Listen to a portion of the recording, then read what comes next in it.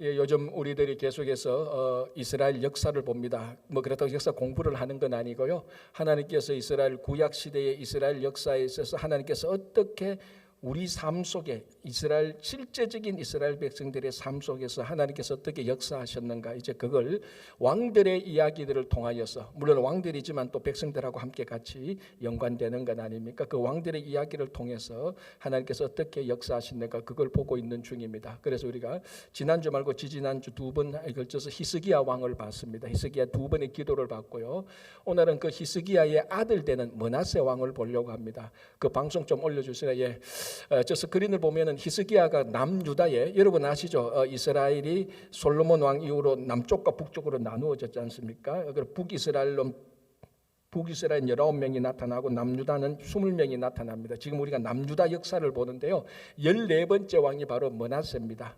이제 그래서 오늘 이 므낫세, 보통 므낫세 그러면은 남유다 20명의 왕 가운데 가장 악했던 왕입니다. 우리 북이스라엘은 19명의 왕인데, 북이스라엘 19명 왕은 다 나쁜 왕인데 가장 나쁜 왕의 상징이 아합 왕입니다. 그래서 그 아합 왕의 비견되는, 실제로 보면 아합 왕보다 더 악했다라고 볼 수 있습니다. 비견되는 므낫세 왕을 우리가 한번 보도록 하겠습니다.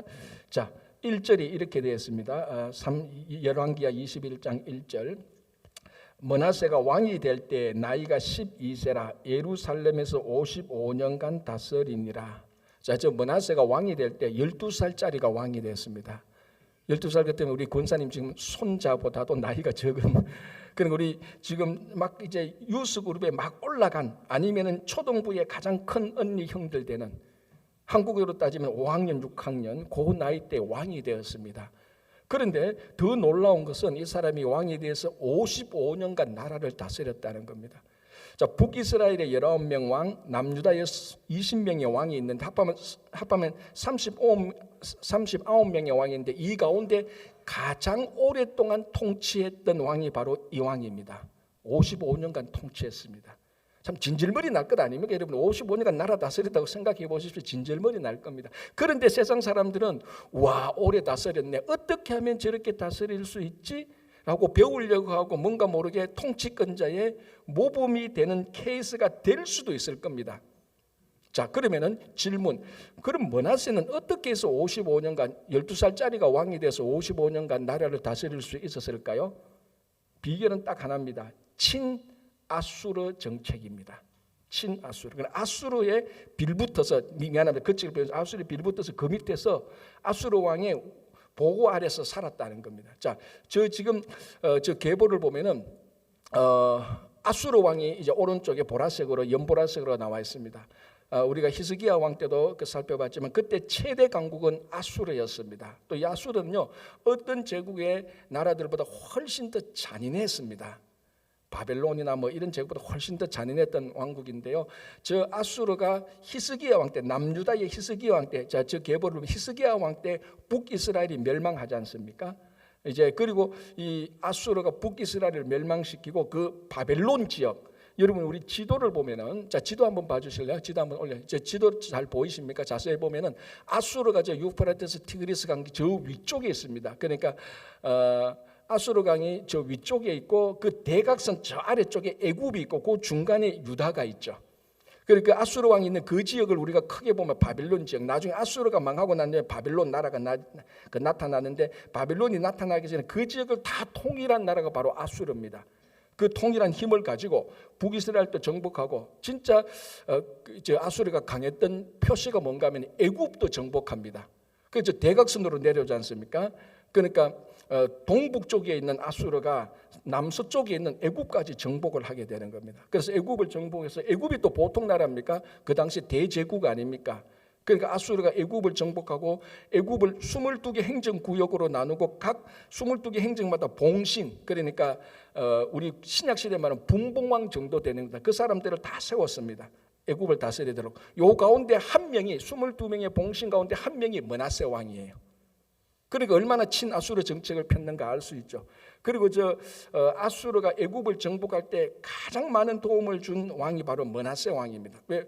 그 위치를 보면 중간에 있지 않습니까? 중간에, 그 애굽 쪽에 붙어 있는 좀 중간점, 그래서 이 므낫세 왕이 그 남유다 땅을 아수르 왕이 애굽을 그 정복하도록 다 내어주는 겁니다. 땅도 내어주고 식량도 주고 군사도 뭐 무기도 이렇게 지원해 도와주고 그런 교두보 역할을 독특하게 합니다. 그래서 잘했다고 해서 애굽의 22개 봉신 가운데 한 왕으로 인정을 하는 거죠. 이런 바로 친아수르 정책으로 인하여서 55년간 버틸 수 있었던 겁니다.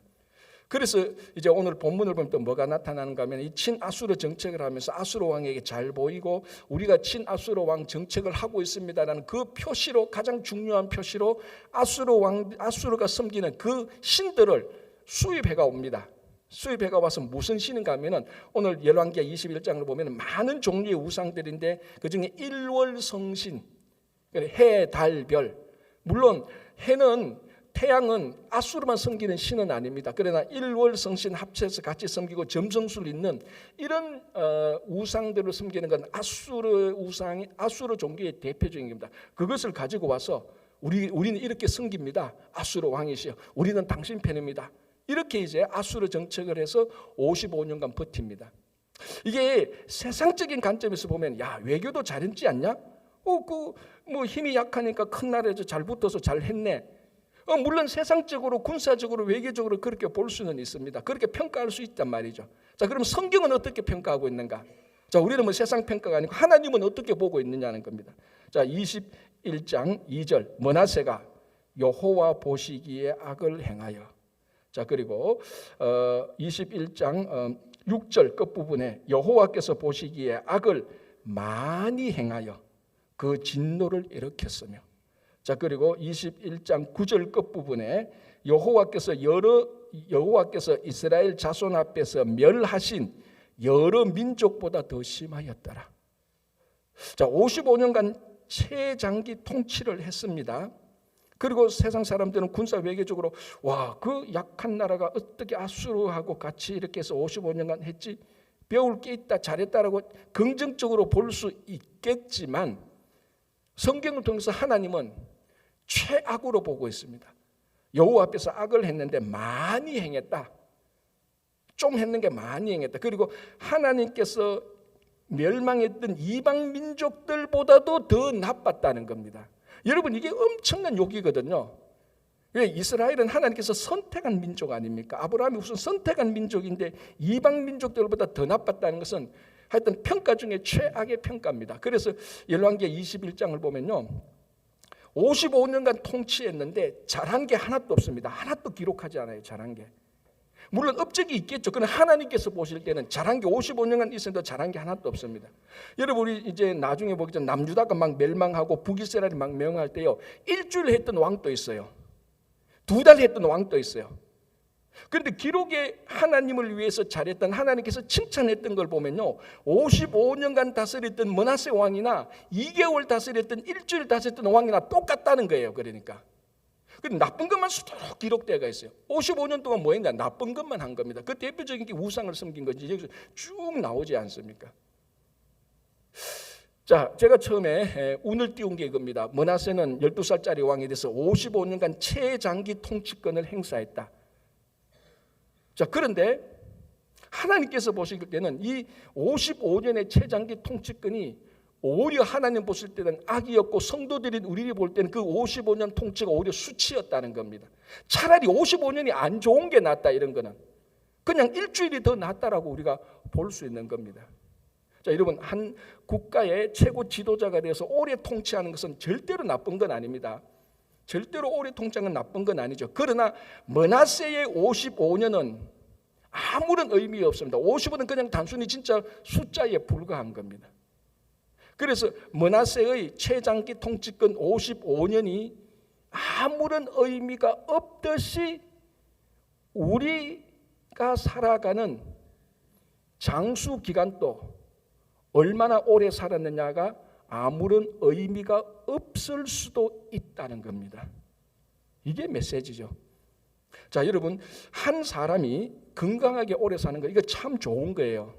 저는 이걸 부정하는 건 아닙니다. 그러나 건강하게 오래 살았다고 해서 그 55년, 60년, 90살, 100살까지 오랫동안 건강하게 살았다고 해서 그 오랜 산 기간이 므낫세의 55년, 하나님을 위한 업적이 하나도 없다면은 그 오래 산 횟수는 그냥 숫자에 불과한 겁니다. 사람들은 오래 살았네라고 그 장례식 때 가서 호상이라고 말하겠지만 마지막 때 여호와께서 보실 때는 90년, 100년 오래 산 거 아무런 의미가 없다는 거예요.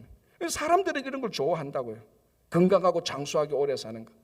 여러분, 세계 3대, 4대인가 장수촌에요, 소련의 코카서스 지방 알죠? 여러분 많이 들었을 겁니다. 거기에서 제일 오래 산 사람이 168세 살았는데 지금 기네스북에 올라가 있대요.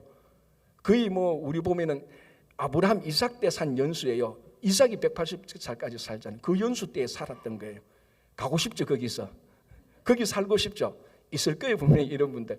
자, 그게 실제로 일어났던 일인데 내가 직접 들은 건 아니고 책을 통해서 봤는데 이런 얘기가 있습니다. 한 분이 이제 그 코카시스 지역을 방문했는데 80세 된 노인이 울고 있더라는 겁니다. 그래서 가서 물었습니다. 어르신 왜 우십니까? 하니까 아버지한테 맞았대. 아니, 지금 80세인데 아버지한테 맞았다. 그래서 아버지를 찾아갔었는데 가보니까 113세 된 노인이 아버지라고 있는 거예요. 여러분, 113세 된 노인이 80세 된 아들 노인을 때릴 기력은 또 있다는 것도 대단하지 않습니까? 그래서 물었습니다. 어르신 왜 그 80세 된 아들을 때렸습니까? 하니까 이 113세 된 아버지가 하는 말이 그놈이 버릇없이 자기 할아버지를 무시했다는 거예요.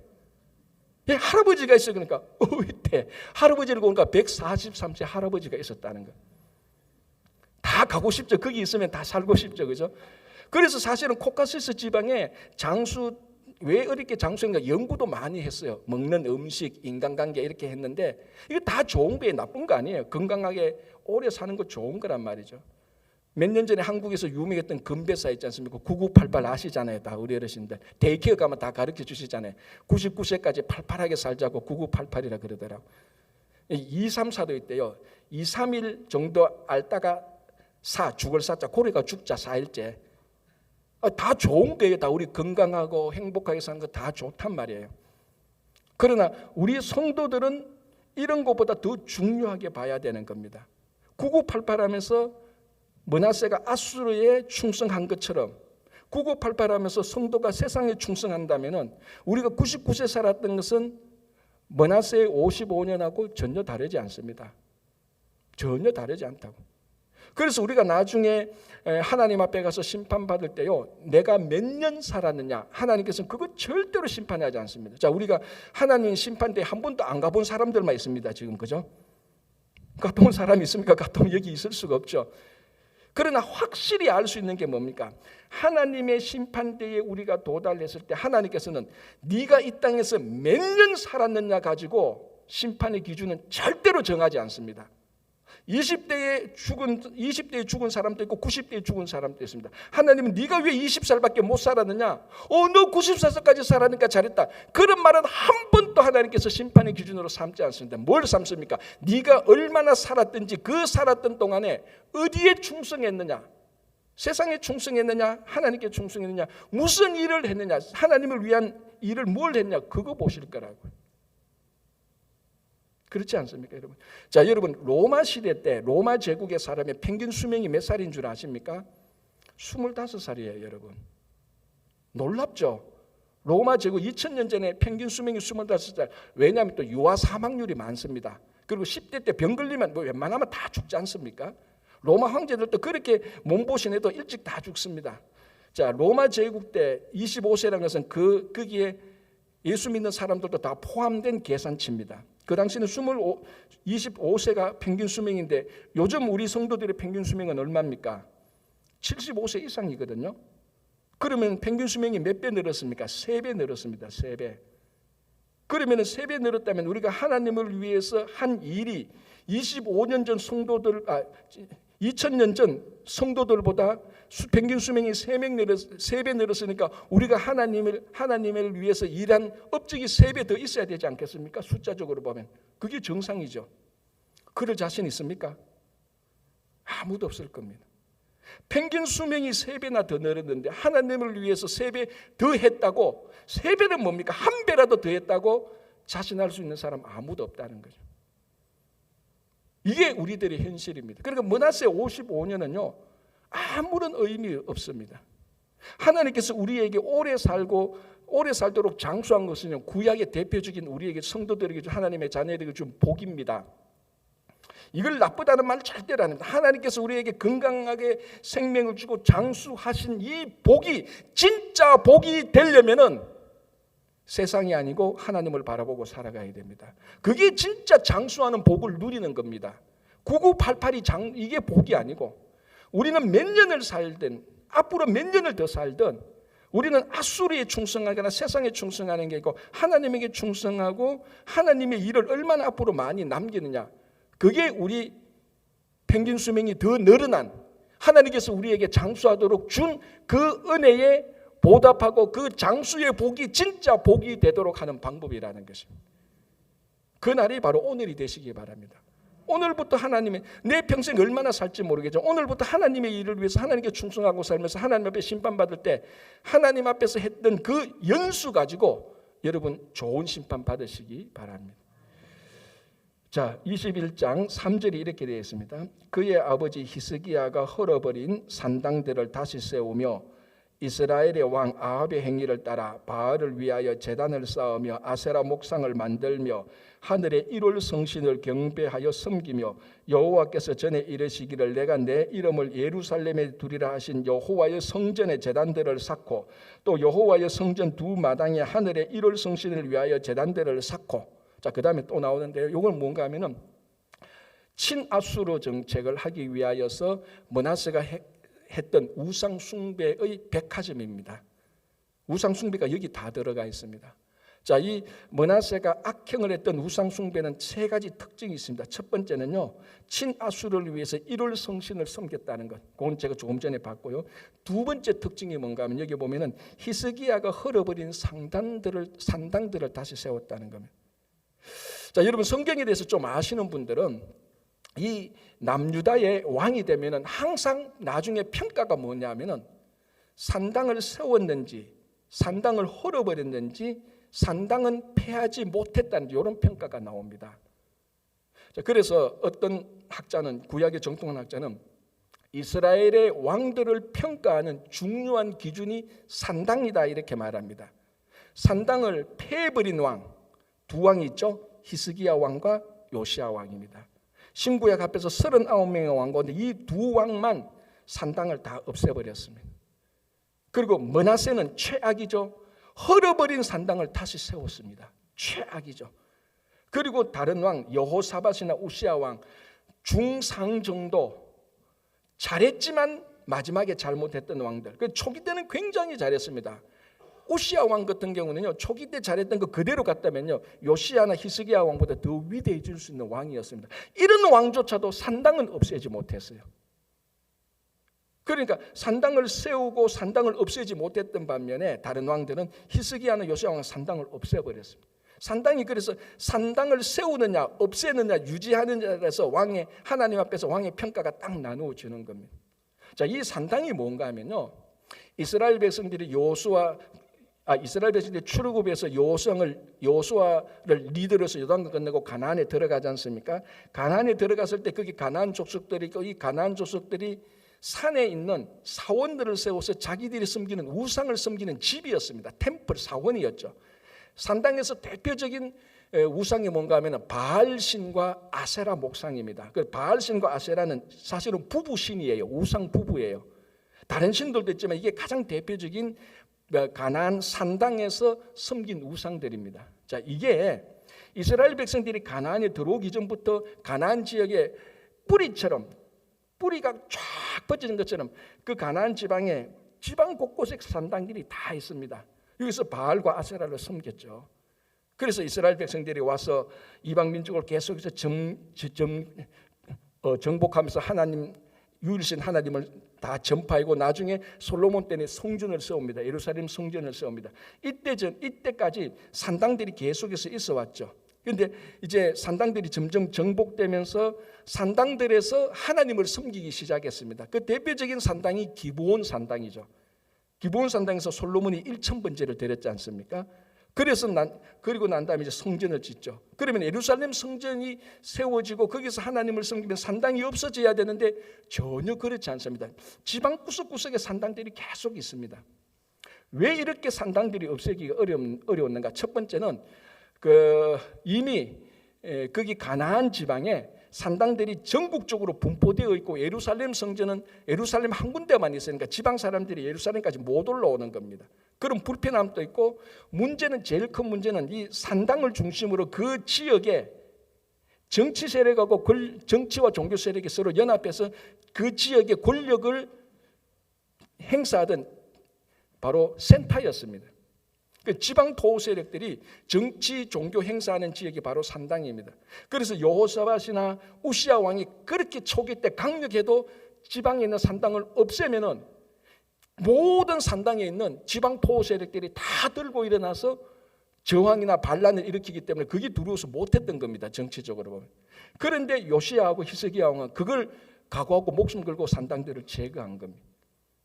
그런데 자기 아버지 히스기야 왕이 산당을 제거했는데, 없앴는데 이 므낫세가 떡하니 다시 세우는 겁니다. 이게 얼마나 악한 일입니까? 자, 산당 얘기를 했는데 이게 오늘날 우리 성도들하고 그럼 무슨 상관이 있습니까? 그 이미 수천 년 전에 가나안 지방의 그 바알하고 아세라 섬기는 산당이 도대체 내하고 뭐냐라고 물을 수 있습니다. 그런데 여러분, 제가 방금 산당을 설명했듯이 산당의 특징들을 보십시오. 오래되었고 구석구석까지 다 뻗쳐져 있습니다. 퍼져 있습니다. 이게 오늘날 성도 안에 있는 오래된 악한 습관하고 같습니다. 예수 믿기 전에 있었던 습관, 여호수아가 가나안에 들어오기 전부터 있었던 산당들, 중간에 예수 믿던 사람들, 예수 믿기 전에부터 있었던 여러 가지 악한 습관들 또는 중독 현상들, 이게 오늘날 우리 성도들이 남아있는 산당들하고 똑같은 현상들입니다. 정상들입니다. 그래서 이스라엘 백성 남유다에 산당이 남아있는 한 온전히 하나님을 섬기는 국가가 안 되었습니다. 그걸 히스기야와 요시야가 알고 그것을 그래서 제거한 거죠. 온전히 하나님을 섬기기 위해서 산당을 제거했던 겁니다. 자, 오늘날 우리도 똑같지 않습니까? 여러분들이 정말 온전히 하나님을 섬기려고 하거든 우리 안에는 산당을 제거하기 시작해야 되는 것입니다. 오래된 습관이 있잖아요. 나쁜 관습들이 있지 않습니까? 중독 현상들이 있지 않습니까? 술과 마약과 도박 같은 이런 중독들, 이런 것들은 오래되어야 우리 마음에, 우리 삶 속에 인베이듯이 다 스며든 겁니다. 산당이 가나안에 다 스며들었던 것처럼 악한 습관과 중독이 우리 삶 속에 다 스며들어 있습니다. 이걸 제거하는 첫날이 오늘 되셔야 된다는 겁니다. 여러분, 우리 속에 이런 악한 습관들이 신앙생활하면서 전혀 하나님께 영광 안 되는, 하나님께 유익 안 되는, 교회와 성도들에게 유익 안 되는 악한 습관들이 굉장히 많지 않습니까? 일일이 리스트를 다 작성 안 해도 중독 현상들 다 있지 않습니까? 그래서 오늘 이걸 보면서 므낫세가 이걸 세웠다, 이건 악 중에 악인 겁니다. 혹시 여러분들 여기에 발을 담그거나 손을 담그고 있으면 당장 빼시기 바랍니다. 여기에 빠져들잖아요. 이건 회복 불가합니다. 이게 이제 두 번째 특징이고, 산당을 세운 게 두 번째 특징이고, 세 번째 특징이 뭔가 하면요, 이겁니다. 5절 볼게요.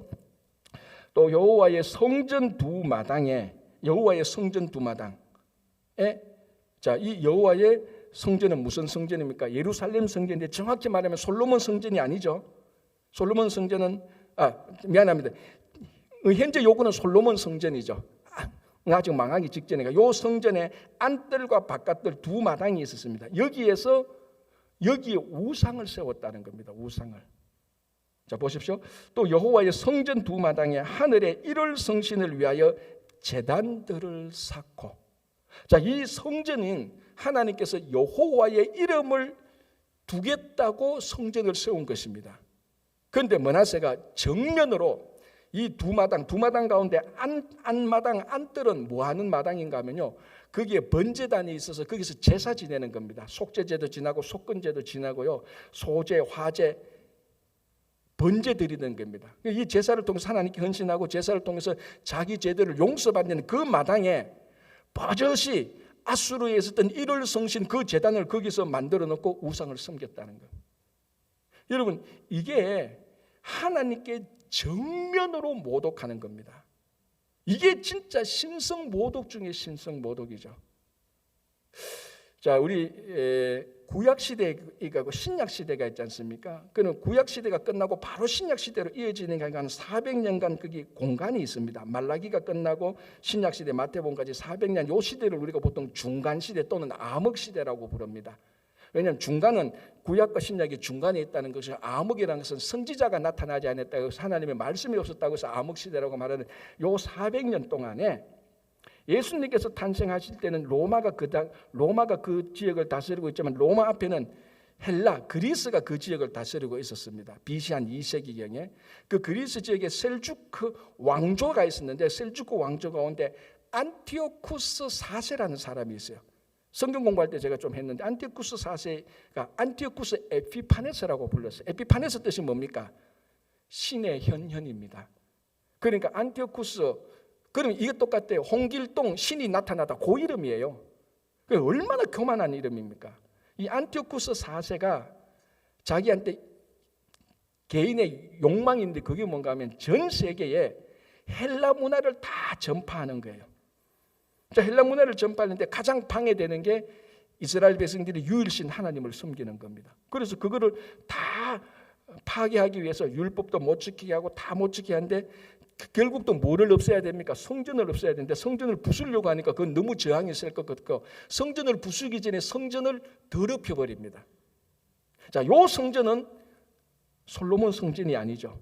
요 성전은 바벨론에서 멸망하고 다시 세운 제2성전 또는 스룹바벨 성전입니다. 요 성전에 안티오쿠스 4세가 어떻게 하는가 하면 그 성전 안에 들어가서 제우스 신을 섬기는 거예요.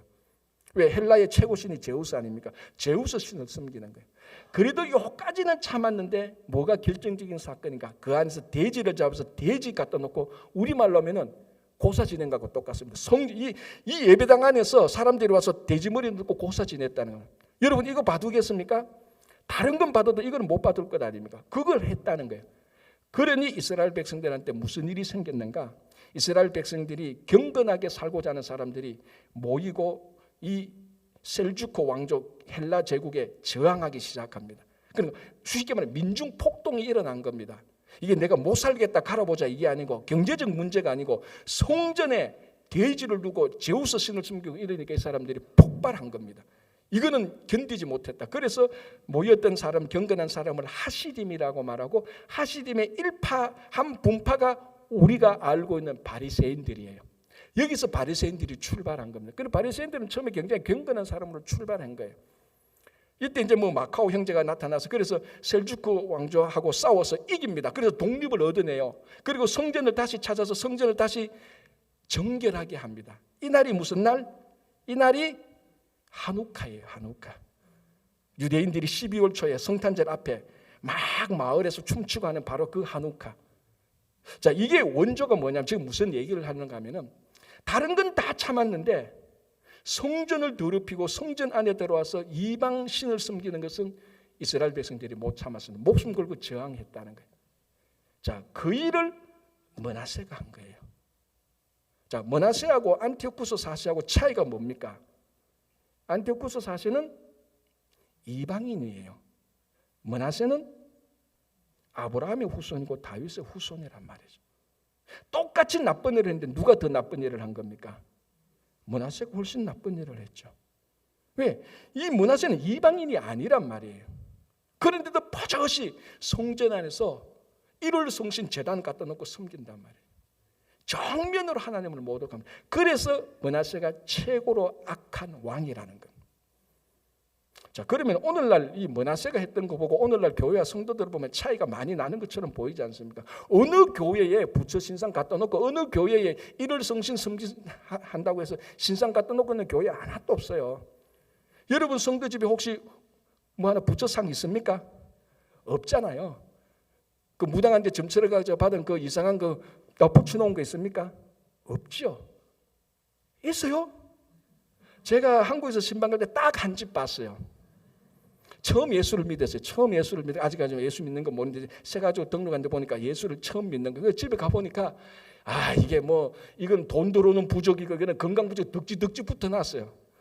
그래서 선생님 이거 다 떼시라고. 이거 안 때문에 예수 못 믿는다고. 제가 그런 사람 한 집은 봤어도 일반적으로 가보니까 부족도 없고 아무것도 없어요. 그래서 사실은 어떻게 보면 이 므낫세의 악행과 안티오쿠스 4세의 악행은 우리하고 상관이 없게 보여요. 그런데 진짜 상관이 없을까요? 자, 사도 바울이 뭐라고 말했습니까? 우리를 두고 너희가 성령이 거하는 성령의 전인 줄 모르느냐? 너희가 성전이라 그랬습니다. 우리가 성전이라고. 바울이 말하는 너희가 교회다는 겁니다. 우리 하나하나가 성령께서 역사하는 우리 한 사람 한 사람이 교회라고 말했습니다. 우상이 뭡니까? 우상의 정의가 뭡니까? 하나님보다 더 사랑하는 것, 하나님보다 더 가치를 두는 것. 그거는 무엇이든지 간에 다 하나님은 우상입니다. 하나님보다 더 좋아하는 사람이 있습니까? 여러분, 그것도 우상이에요. 하나님보다 더 좋아하는 사람, 하나님보다 더 좋아하는 물질이 있습니까? 우상이에요. 하나님보다 더 좋아하는 취미가 있습니까? 그거 우상이죠. 자, 여기서 나 우상 하나도 없어라고 말할 사람 있습니까, 여러분?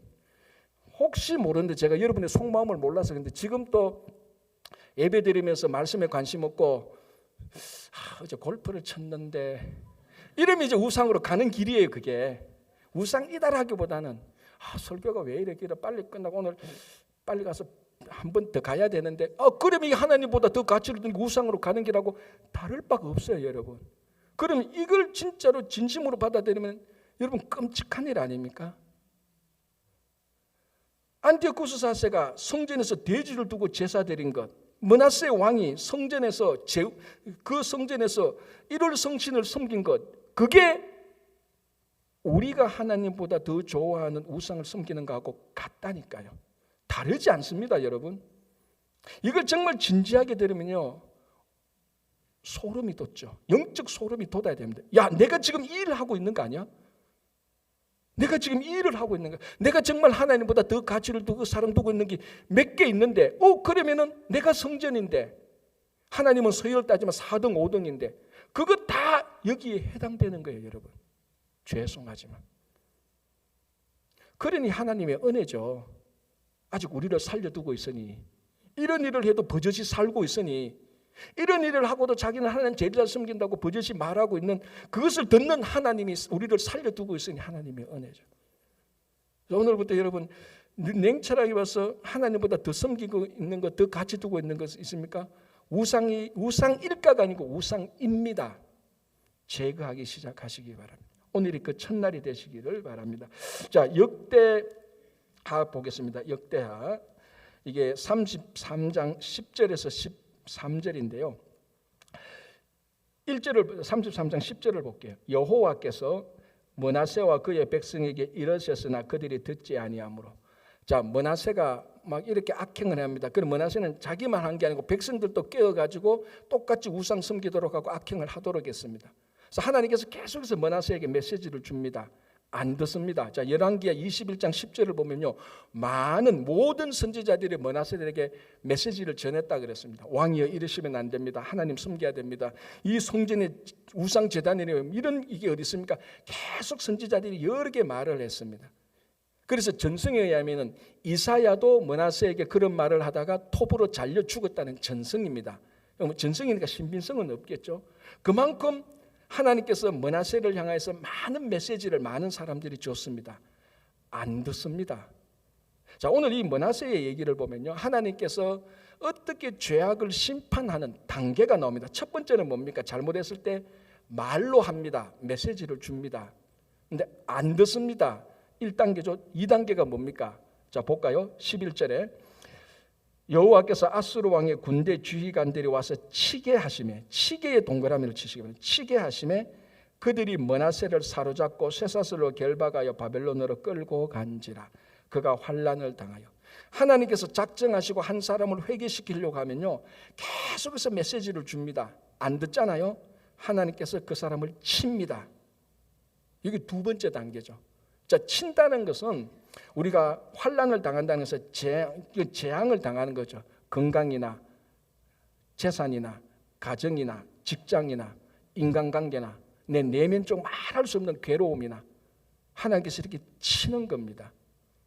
자, 그런데 12절에 그가 환난을 당하여, 자 그래서 이거 므낫세는 어떻게 치게 됩니까? 아수르 왕이 므낫세를 데리고 바빌론으로 끌고 가버립니다. 아니 친아수르 정책인데 왜 끌고 가느냐 하면은 잠시 약간 이 므낫세가 반아수르 정책을 잠시 편 적이 있습니다. 그런데 아수르 왕이 그걸 알고 딱 잡아가지고 바빌론으로 끌고 가버렸습니다. 어떻게 끌고 갔다가 쇠사슬로 결박해서 양쪽 발에 쇠사슬 착고를 채워서 쇠사슬로 끌고 갔습니다. 어디서 어디까지? 이스라엘에서 바빌론까지 짐승 끌듯이 쭉 끌고 가서 일국의 왕이 짐승처럼 끌려갔습니다. 끝까지. 하나님이 친 거죠. 어떤 사람은 여러 가지 재앙인데 이 므낫세는 그렇게 치습니다. 환난을 당한 거죠. 이 하나님 두 단계인데 다행히 므낫세가 이 환난을 당하고 하나님을 발견하고 회개를 합니다. 저는 개인적으로 이 부분이 너무 불편해요. 하나님, 므낫세는 회개하고 살려주면 안 되잖아. 내 주변에 므낫세 못지않은 악인들이 있는데 그 사람들 하나님께 이렇게 회개하면 그 사람들 안 죽으면 나 너무 억울해요. 제가 고백하는데 하나님 이런 인간은 그냥 죽어야 됩니다. 영원히 지옥불에 가야 돼요. 그런데 회개를 했단 말이에요. 그래서 마지막에 진짜 하나님이 여호와가 하나님인 줄 알고 왕위로 다시 복권이 돼요. 자 여러분 여기서 그래서 첫 번째 우리 메시지가 뭔가 하면은 이런 두 번째 단계. 자 그러면 하나만 더 말해요. 세 번째 단계는 뭡니까? 쳐도 말 안 들으면요 하나님께서 로마서에 나온 것처럼 그냥 렛댐고 그냥 놓아둬요. 하나님 그게 제일 좋네. 그게 제일 나쁘죠. 놔두면 영원한 지옥불에 갑니다. 영원한 지옥불에 갑니다. 그냥 지옥불에 영원한 지옥불에 갑니다. 우리 부모도 자식 다룰 때 그랬지 않습니까? 자식 말로 계속 합니다. 그러지 마 안 들으면 어떡합니까? 무력 형사, 실력 형사 나가잖아요. 해초리를 때리는지. 미국에서는 그러면 안 됩니다. 한국 얘기를 치고 더 강한 재앙을 줍니다. 그래서 진짜 안 들으면 잘 안 생기는 케이스인데 마지막 단계는 어떻습니까? 너 나하고 상관없다. 호주 백으로 렛댐고 하는 겁니다. 똑같아요 이 단계. 그런데 다행히 므낫세가 두 번째 단계에서 실컷 당하고 짐승처럼 끌려가고 난 다음에 하나님을 발견했습니다. 여러분 제일 좋은 게 뭡니까? 제일 좋은 거는 이렇게 심판 안 당하는 것이고, 그런데 우리가 심판 안 당할 만큼 죄 안 짓는 사람 없잖아요. 다 잘못입니다. 그래서 하나님께서 늘 말씀을 하십니다. 제일 좋은 건요 1000마디에 알아듣고 돌아오는 겁니다. 그게 오늘 이 시간에 여러분들에게 1000마디가 되기를 바랍니다. 이 예배가 1000마디가 되기를 바랍니다. 이거 안 하면요 재앙까지 갑니다. 저 분명히 말씀했습니다. 재앙 당하고 저한테 말씀하지 마십시오. 1000마디에 듣고 그렇구나 하고 돌아오면 됩니다. 그게 오늘 이 시간이 되고, 이게 첫 번째고요. 두 번째는 뭔가, 그럼 이 므낫세가 회개했는데, 자, 이 너무 많은 악을 저지른 므낫세가 회개했기 때문에 우리가 므낫세가 어떻게 회개했냐고 므낫세에 초점 맞추는데, 오늘 이 본문 초점은 므낫세가 아니고 하나님이에요. 자, 11절 여호와께서 아수르 왕과 군대 지휘관들이 와서 치게 하심에, 누가 므낫세를 회개시켰습니까? 하나님이. 그래서 저는 처음에 이 본문이 불편했대요. 하나님 왜 므낫세를 회개시킵니까? 놔두죠. 55년 통치하다 그러면 죽도록 놔두고 영원한 지옥불에 가야 되지 않습니까? 그런데 하나님이 므낫세를 회개시켰단 말이에요. 이게 하나님의 사랑입니다, 여러분. 여러분 하나님의 사랑은요 므낫세의 어떤 악행보다 더 위대합니다. 더 큽니다. 저는 진짜로 이 본문이 불편했는데 이제는 많이 알겠어요. 하나님의 그 사랑이 얼마나 컸는지, 므낫세의 그 악행의 악행보다 더 큰 게 하나님의 사랑입니다. 그렇다면은 우리가 하나님 앞에 못 돌아갈 이유가 없지 않습니까? 여러분 므낫세도 하나님께서 사랑으로 받아주신 분이에요. 하나님께서 우리도 사랑으로 받아주시는 거예요. 여러분 여기 로마서 8장 36절 38장 39절 우리가 잘 아는 건데 제가 정확히 한번 읽어드릴게요. 사도 바울이 이렇게 고백합니다. 내가 확신하노니 사망이나 생명이나 천사들이나 권세자들이나 현재일이나 장래일이나 능력이나 높음이나 깊음이나 다른 어떤 피조물이라도 우리를 우리 주 그리스도 예수 안에 있는 하나님의 사랑에서 끊을 수 없느니라. 므낫세의 악행이 아무리 크다 할지라도 예수 그리스도 안에 있는 사랑에서 므낫세를 끊을 수 없습니다. 그 악행이 아무리 커도, 우리가 아무리 과거에 잘못했다, 지금 어떤 상황에 있다 할지라도 그리스도 예수 안에 있는 사랑에서 우리를 끊을 수가 없습니다. 여러분, 이게 하나님의 얼마나 풍성한 사랑입니까? 여러분, 우리가 그런 사람들입니다. 하나님의 풍성한 사랑을 받은 사람입니다. 여러분, 심리학에 이런 게 있습니다. 심리학의 가장 기본이 뭔가 하면 사랑도 받아본 사람이 사랑한다 그랬습니다. 사실 맞아요. 어릴 때 부모한테 학대받은 사람들이 있지 않습니까? 그 사람은 다 회복돼야 될 사람인데요, 그 회복의 이유가 사랑이 부족한 겁니다. 부모한테 늘 멸시당하고 했던 사람은요, 사랑하기가 어려워요. 왜? 사랑을 받아본 적이 없으니까. 그런데 애들이 굉장히 맑고 쾌활한 것은 밤새서 그 부모의 어릴 사랑을 받아봤기 때문에 그렇습니다. 똑같은 것 아닙니까? 영적 심리가 어떻습니까? 우리가 하나님의 말할 수 없는 므낫세의 악행을 극복하는 하나님의 사랑을, 풍성한 사랑을 받은 사람이 우리입니다. 그런데 왜 우리 모습은 이 모양입니까? 부모의 사랑보다 더 위대한 하나님의 풍성한 사랑을 받은 우리인데 왜 우리가 살아가는 모습은 이렇게 쫀쫀합니까? 왜 우리가 살아가는 말에는 원망과 부정과 두들과 한탄이 많습니까?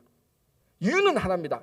아직까지 이 므낫세의 악행을 이기는 하나님의 사랑을 덜 체험한 거예요.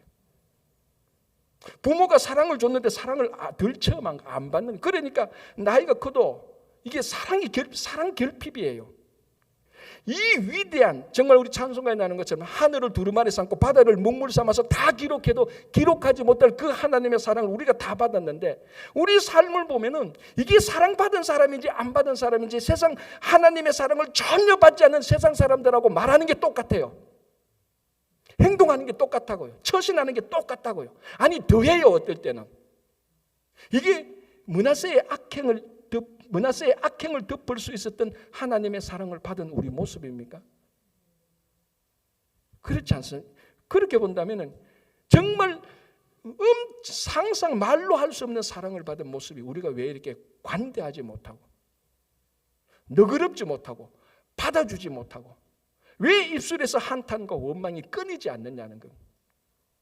여러분, 하나님의 사랑은요, 우리 다 뭉쳐서 온갖 악행을 대해도 하나님이 한번 사랑하면 다 녹아질 수 있는 사랑입니다. 그 사랑을 우리가 받은 것 아닙니까? 여러분, 다시 한번 우리가 이 사랑 앞에 돌아가서 이 사랑을 누리면요, 지금 여러분들이 가지고 있는 모든 심리적인 원망과 불평과 괴로움의 상태는 99.9%는 다 해결됩니다. 여러분, 이 사랑을 체험하시기 바랍니다. 이 하나님을 숨기시기 바랍니다.